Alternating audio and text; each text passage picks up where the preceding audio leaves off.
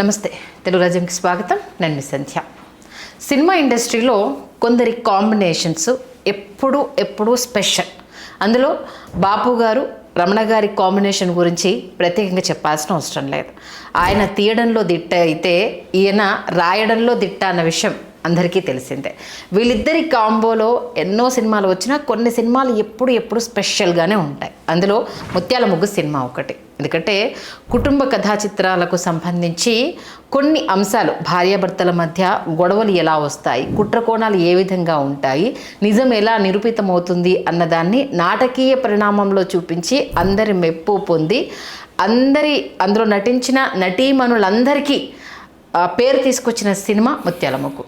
మరి ఆ సినిమా వచ్చి 50 ఏళ్ళు పూర్తి చేసుకున్న సందర్భంగా బాపు రమణల ఆ కాంబో, వాళ్ళు చేసిన అద్భుతం గురించి మరొకసారి మీ ముందు చూపించే ప్రయత్నం చేయబోతున్నాం. చరిత్రకారులు, సినీ రాజకీయ విశ్లేషకులు చిలగడ శ్రీకాంత్ గారు మనతో ఉన్నారు. ఆయన మాటల్లో. శ్రీకాంత్ గారు నమస్తే అండి. నమస్కారం సంధ్య గారు. నిజంగా బాపు రమణల కాంబో అంటేనే చాలా స్పెషల్. దాంట్లో ముత్యాల ముగ్గు గురించి ఎంత చెప్పినా తక్కువ అనిపిస్తుంది. మీ మాటల్లో ముత్యాల ముగ్గు గురించి. ముత్యాల ముగ్గు 50 సంవత్సరాలు అయినప్పటికీ ఎప్పటికీ చరిత్రలో చిరస్థాయిగా నిలిచిపోయేటటువంటి దృశ్యకావ్యం. తెలుగువారి ఆస్తులలో ముత్యాల ముగ్గు కూడా ఒకటి అని చెప్పడానికి నేను ఎప్పుడు ఎక్కడ సంశయించను. వాస్తవానికి ఏంటంటే త్యాగరాజ రామాయణం అనేటటువంటి రామాయణాన్ని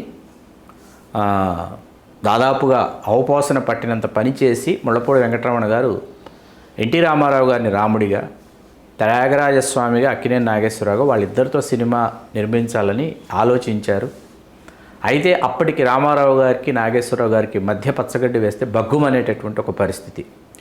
అందుకని విరమించుకున్నారనే విషయం చాలామందికి తెలియదు.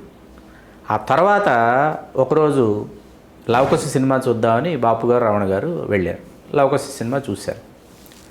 అప్పటికి 7వ 8వ చూడడం అంట. ప్రతిసారి నిష్ఠతో, ఒక నిబద్ధతతో, ఒక పవిత్రతతో ఆ సినిమా చూసి తిరిగి వస్తూ, సినిమా అంటే లవకుశ కదా, లవకుశ లాంటి సినిమా మనం తీయగలమని తిరిగి వస్తున్నప్పుడు మాట్లాడుకుంటూ వస్తూ బాపు గారు రమణ గారితో మాట్లాడారంట, ఈ లవకుశని సాంఘికం చేస్తే ఎలా ఉంటుంది అని.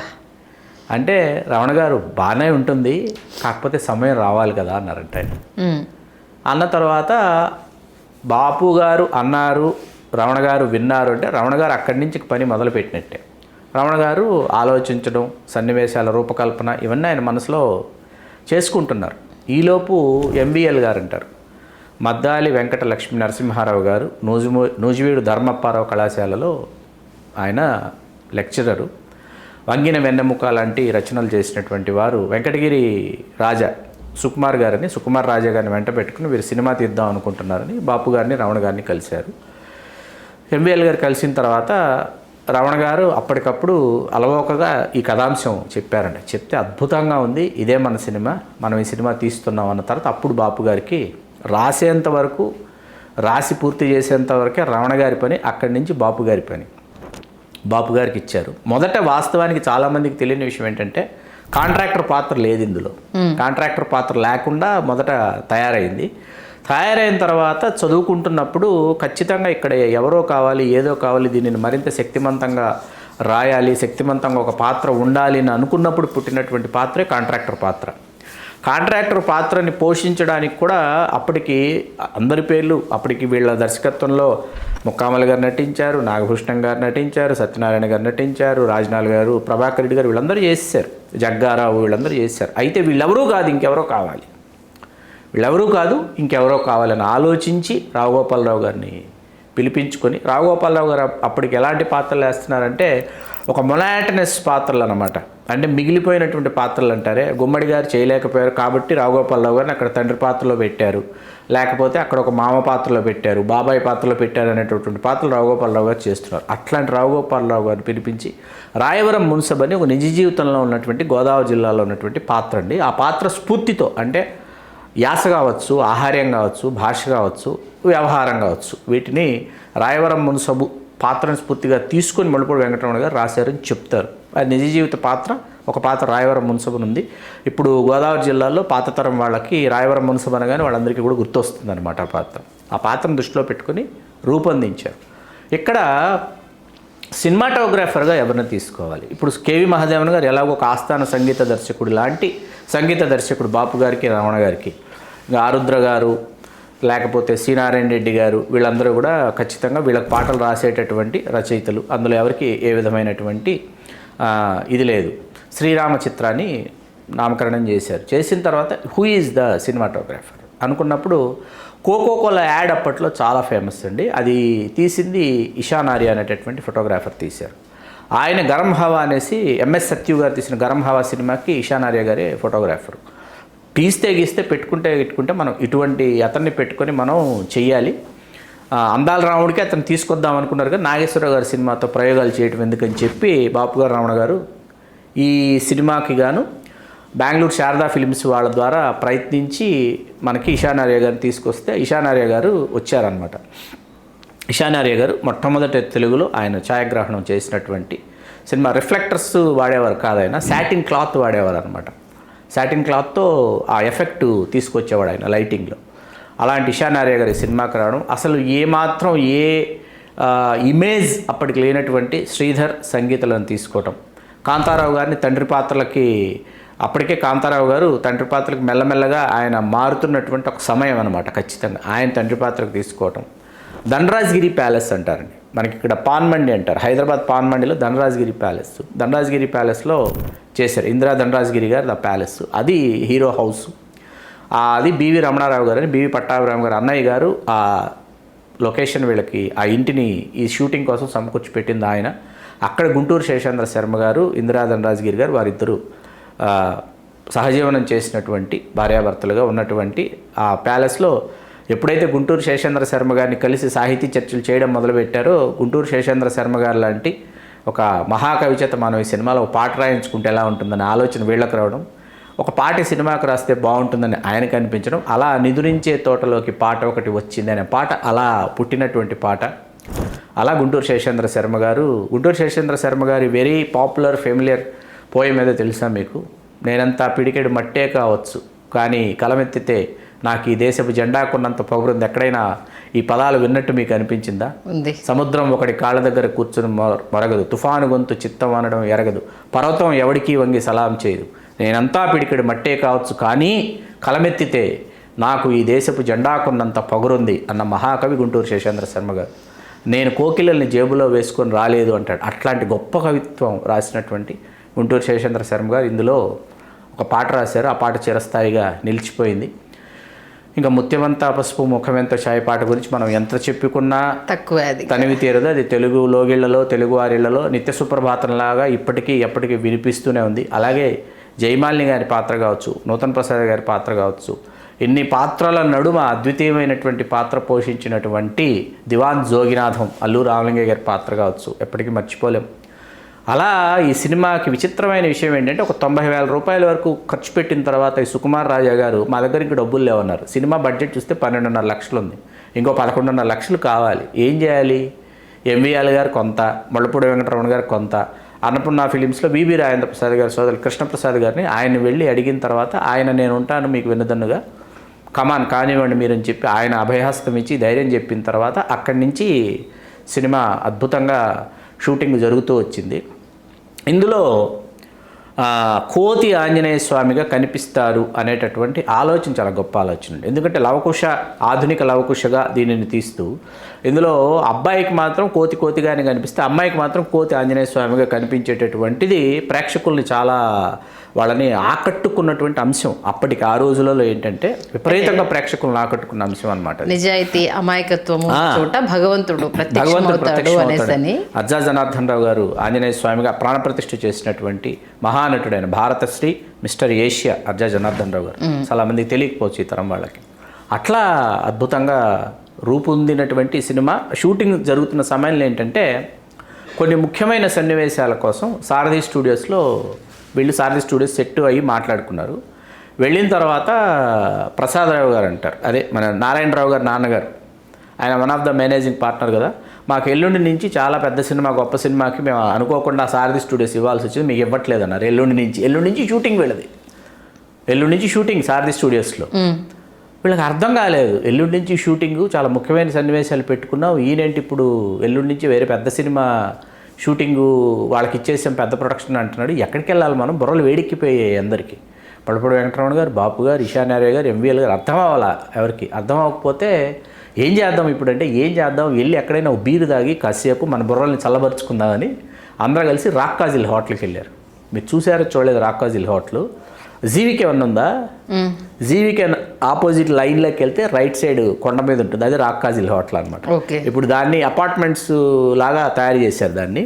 నేను ఆ మధ్య కూడా వెళ్ళి వీళ్ళు షూటింగ్ చేసినటువంటి ఆ లొకేషన్ అంతా చూసి వచ్చాను. ఉంది ఇప్పటికి ఉంది రాక్కాజిల్. వెళ్ళిన తర్వాత ఏమైందంటే వీళ్ళు కూర్చుని చక్కగా బీరు తాగి హోటల్లో రూమ్స్ తీసుకుని ఏం చేద్దాం, ఆ రూమ్స్ తీసుకుని చక్కగా అందరూ బీర్బల్ పాత్రలు పోషిస్తున్నారనమాట.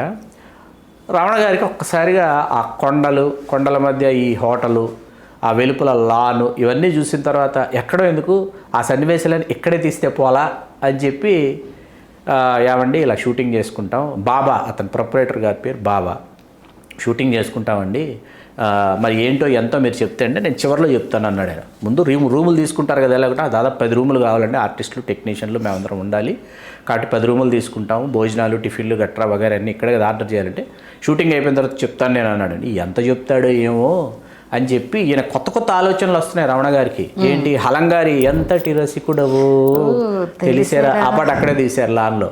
సన్నివేశాలు రావుగోపాలరావు గారి ఇంట్రడక్షన్ సీన్ దగ్గర నుంచి నారాయణ వచ్చాడా తీసుకొచ్చావా? తీసుకొచ్చానండి.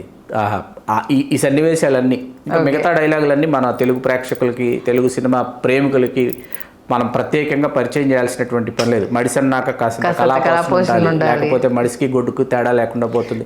ఇవన్నీ ఆయన గొంతుకులో గోదావరి యాస. ఈ సన్నివేశాలన్నీ అక్కడ సృష్టించినవే, అక్కడ చిత్రీకరించినవే. మాడా గారు వస్తారు, ఆ సన్నివేశాలన్నీ అక్కడే చేశారు. చేసిన తర్వాత ఏంటి, అయిపోయింది షూటింగ్, 10 రోజులు చేశారు, అయిపోయిన తర్వాత ఇప్పుడు ఈ బాబా గారిని అడగాలి, ఏమండి ఏంటి మరి 10 రోజులు మొత్తం షూటింగ్ చేసుకున్నాం, ఏంటంటే రూములు తీసుకున్నారు, టిఫిన్లు తిన్నారు, భోజనాలు తిన్నారు, అవంతా ఓకే, షూటింగ్ చేసుకున్నందుకు ఏం వద్దు కానీ మీరు రోజు గదిలే వెలిగించుకుంటారు, ఏంటి అగరబత్తుల ప్యాకెట్ అని అడిగాడు. సాయి ఫ్లోరా 5 రూపాయలు అప్పట్లో ప్యాకెట్ అట. ఒక 10-25 ఇవ్వండి చాలు నాకు అన్నాడు ఆయన. అవునా? ఓకే. అగరబత్తుల ప్యాకెట్లు ఇచ్చారు ఆయనకి. అలా 10 రోజులు అక్కడ షూటింగ్ జరిగిందనమాట. అలా అన్నీ కలిసి వచ్చేవండి బాపు గారికి, ముళ్ళపూడి వెంకటరమణ గారికి అన్నీ అట్లా కలిసి వచ్చేటటువంటి అంశాలు అనమాట. కానీ లవకుశను మాతృగా తీసుకొని చేశారు. అసలు ఇంత హృదయంగా అంటే ఒక ఫ్యామిలీలో చిచ్చు పెట్టాలని 3వ వ్యక్తి ఎంటర్ అయినప్పుడు ఎలా ఉంటుంది, దాన్ని ఎదుటి వ్యక్తి కళ్ళకు కట్టినట్టు చూపిస్తే ఏంటిది అవతల వ్యక్తి పైన నమ్మకం ఉన్న కళ్ళ ముందు కనిపిస్తున్న సాక్ష్యాలతో ఏం డెసిషన్ తీసుకోవాలో అర్థం కాని ఒక సందిగ్ధము, సహజత్వం అండి సినిమాలో సహజత్వం. అలాగే మీకు సంభాషణలో సహజత్వం. పెళ్లికి ముందు నువ్వు ఎవరినైనా ప్రేమించావని అడుగుతాడు మొదటి రాత్రి భర్త శ్రీధర్ సంగీత గారిని. అప్పుడు ఆవిడ చెప్పేటటువంటి సంభాషణలు అద్భుతం అనమాట. అసలు అద్భుతం అంటే అద్భుతం. అట్లాగే మీకు అల్లు రామలింగయ్య గారి దివాన్ జోగినాథం ఏంటంటే ఆయన చేసినటువంటి 1000 సినిమాల్లో టాప్ 10లోకి వస్తుందండి ఈ క్యారెక్టర్. ఎందుకంటే ఆయన 2వ కుమారుడు అల్లు వెంకటేశ్వరరావు గారు ప్రమాదవశాత్తు చనిపోయారు. చనిపోయి ఈయన అంత్యక్రియలకు వెళ్ళి అల్లు రామలింగయ్య గారు తిరిగి ఈ షూటింగ్ లొకేషన్కి ఎప్పుడైతే అల్లు రామలింగయ్య గారు వచ్చారో, వచ్చిన తర్వాత అల్లు రామలింగయ్య గారు చేయాల్సినటువంటి సన్నివేశం ఆ రోజు ఈ సన్నివేశం. ఇది కోతి ఆయన కరుస్తుంది, కోతి కరిచిన తర్వాత ఆయన కోతిలాగా మారిపోయేటటువంటి సన్నివేశాలు చేయాలి ఆ రోజు. వీళ్ళు బాపు గారు, రమణ గారు ఆలోచిస్తున్నారు ఆయనకి ఎలా చెప్పాలి ఏంటి అని వెళ్ళి ఆయనకి చెప్పారంట. చెప్తే ఆ కోతులు వచ్చాయని అడిగారంట. సినిమా మొత్తం కోతి ఉంది కదా, ఆ కోతికి తర్వాత చెప్తా, కోతి వచ్చిందండి అంటే ఆ కోతిని నన్ను కాసేపు విడిచిపెట్టేయండి అని వాడు కోతుల్ని ఒకటి తీసుకొచ్చేవాడు. వాడికేమో ఆ కోతుల్ని తీసుకొచ్చేవాడికి మనకి వాడు తమిళియన్ కదా, వాడికి తెలుగు అది రాదు. దానికోసం వాడు ఒక అసిస్టెంట్ని తెచ్చుకున్నాడు, థామస్ జేవియర్ అని ఒక అసిస్టెంట్ని తెచ్చుకున్నాడు. ఆ థామస్ జేవియర్ అనేవాడు ఏం చేశాడంటే ఈ కెమెరామెన్ల వెనకాల తిరుగుతూ ఈశానార్య గారు అసిస్టెంట్ల వెనకాల తిరుగుతూ వాళ్ళకి డ్రింక్స్ అందిస్తూ వాళ్ళ క్లోజ్ అయిపోయి వాళ్ళతో పాటు ముంబై వెళ్ళిపోయి వాడు సినిమాటోగ్రాఫర్ అయిపోయి థామస్ జేవియర్ సుప్రసిద్ధ సినిమాటోగ్రాఫర్. తర్వాత బాపు గారి సినిమాలకి థామస్ జేవియర్ సినిమాటోగ్రాఫర్గా పనిచేశారు. కోతుల్ని ఆడించేవాడికి అసిస్టెంట్గా వచ్చినవాడు సినిమాటోగ్రాఫర్ అయ్యాడు. ఈ కోతిని తీసుకొచ్చి విడిచిపెడితే కోతికి అరటిపండు ఇచ్చాడంట అల్లు రామలింగయ్య గారు. అరటిపండు అది ఎలా తింటుంది, చిన్న రాయి తీసి ఇసిరి కొడితే అది ఎలా చూస్తుంది, ఎలా కరవడానికి వస్తుంది, అన్నీ చూసి మనసులో ముద్రించుకొని రెడీ అని చెప్పి వెళ్ళిపోయి చేశారు. ఇవాళకి నటులు మరీ ముఖ్యంగా నటులు ఎవరైనా ఆయన ఆ పాత్ర పోషించినంత అద్భుతంగా వేరే వాళ్ళని పోషించమనండి హైలీ ఇంపాసిబుల్ అనమాట. రావు గోపాలరావు గారు వచ్చినప్పుడు కూడా కూర్చుని యాక్టింగ్ చేస్తున్నా టెస్ట్ చేసినప్పుడు రే బాబు ఇది అయిపోయింది డాక్టర్ పిలిపించేసేయండి అని చెప్పేసి వెళ్ళిపోయే సందర్భం కావచ్చు. క్లైమాక్స్లో ఈయన సాక్ష్యము అనేసి అని ఆంజనేయ స్వామి అంటే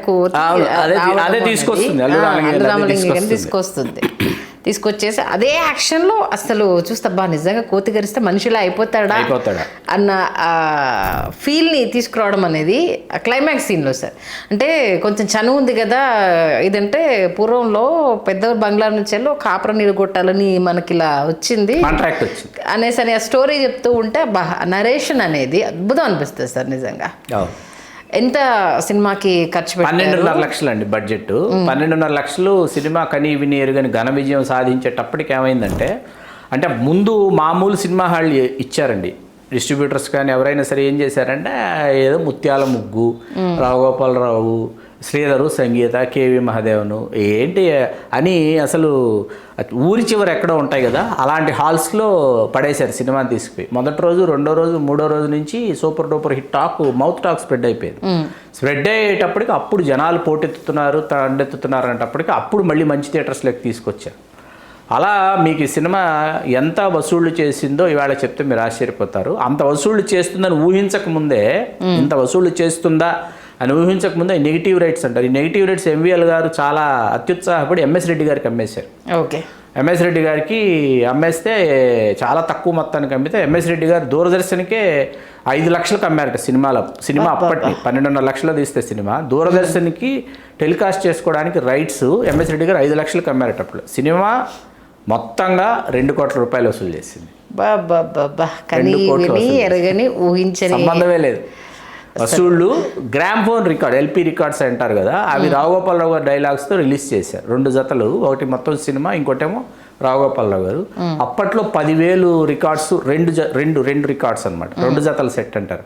ఆ 10,000 రికార్డులు అమ్ముడిపోయినాయి. అదో పెద్ద రికార్డు. అది 40,000. ఈయన రచయిత ముళ్ళపూడి వెంకటరమణ గారు కదా, ఆయనకి దాని మీద రాయల్టీ 40,000 వచ్చిందట. ఓకే, రికార్డ్స్ అమ్మావు మీ మాటలే కదా, 40,000 రాయల్టీ ముళ్ళపూడి వెంకటరమణ గారికి వచ్చింది. ఇవాళకి బాపు గారి పేరు, ముళ్ళపూడి వెంకటరమణ గారి పేరు మనం తలుచుకున్నప్పుడల్లా ఎన్ని సినిమాలు తీసినా ముత్యాల ముగ్గు మొదటి వరుసలో మొదటి స్థానంలో ఉంటుంది, ఉండాలి. ఇంకేదో గుర్తు చేయమన్నారు, కోతిదా సమ్మేదో, అదే థామస్ జేవియరే, అదే పోతే ఆయన సినిమాటోగ్రాఫర్ అవటం అనేది. అసలు బ్రష్ పెన్ను వేరువేరు కలిస్తే బాపు రమణల పిక్చరు, సంపూర్ణ రామాయణం మన బాపు రమణల స్నేహం అని ఎక్కడో నేనే రాశాను అనమాట. ఓకే, అంతా బ్రష్ పెన్ను వేరువేరు. ఓకే, బ్రష్ బాపు గారు, పెన్ను ముళ్ళపూడి వెంకటరమణ గారు. బ్రష్ పెన్ను వేరువేరు కలిస్తే బాపు రమణల పిక్చరు, సంపూర్ణ రామాయణం మన బాపు రమణల స్నేహం. ఓకే, మీ వాట్సాప్ వాల్పేపర్ కూడా బాపు గారు గీసిన బొమ్మ. ఇంకో బొమ్మ కూడా గీశారు, 2 బొమ్మలు గీశారు బాపు గారు. ఇది స్మైలీ, ఇది క్యారికేచర్, ఇది క్యారికేచర్. సీరియస్ లుక్లో ఉన్నది నా ఏజ్ ఆఫ్ 29 కంప్లీట్. 30లో ఉన్నప్పుడు ఒక సీరియస్ లుక్ ఉంటుంది, అదొకటి ఇదొకటి. ఇది క్యారికేచర్ అనమాట. ఎన్నో అవార్డ్స్ వచ్చాయి అసలు. ఎన్ని అవార్డులు ఏంటండి అసలు. జాతీయ పురస్కారాల్లోనైతేనేమి, ఉత్తమ ప్రాంతీయ తెలుగు చిత్రంగా, తర్వాత నంది పురస్కారాలు అయితేనేమి, అసలు ఉత్తమ చిత్రం ఏంటి, ఉత్తమ ప్రతినాయకుడు ఏంటి, ఉత్తమ సంభాషణలు ఏంటి, అన్ని పురస్కారాలు అందుకోవడం. పురస్కారాల గురించి ఇక్కడ ఎందుకు ఎప్పుడు పురస్కారాలు, జాతీయ పురస్కారాల గురించి మనం మాట్లాడుకోవాలి. రాష్ట్ర ప్రభుత్వ పురస్కారాలు చాలా ఉత్తమోత్తమంగా, ఉన్నతంగా అప్పుడు ప్రకటించేవారు, దాన్ని మనం కాదనడానికి లేదు. కాకపోతే పురస్కారాల కంటే ఏంటంటే ఇక్కడ ఈ సినిమా ఇవాల్టికి ప్రేక్షకుల మదిలో నిలిచిపోయింది. ఎప్పటికీ వన్నె తరగనటువంటి ఒక ఆస్తిలాగా మన దగ్గర ఇది ఉండిపోయింది. కాబట్టి దీని గురించి మనం మాట్లాడుకోవాలి. చాలామంది బాపు గారి బొమ్మలు లేకపోతే రమణ గారి రచనలు అంటే మాకు మాత్రమే సొంతం, మాకే బాపు గారు రమణ గారు మాకు మాత్రమే సొంతం, మేము మాత్రమే వాళ్ళని అభిమానిస్తాం, మిగతా వాళ్ళు ఆయన అభిమానులు కాదు, ఇట్లాంటి చర్చోపచర్చలు పెట్టేటటువంటి వాళ్ళు చాలామంది, కొంతమంది అత్యుత్సాహవంతులు చాలామంది ఉన్నారు, ఇప్పటికే ఉన్నారు, ఇవాళకే ఉన్నారు.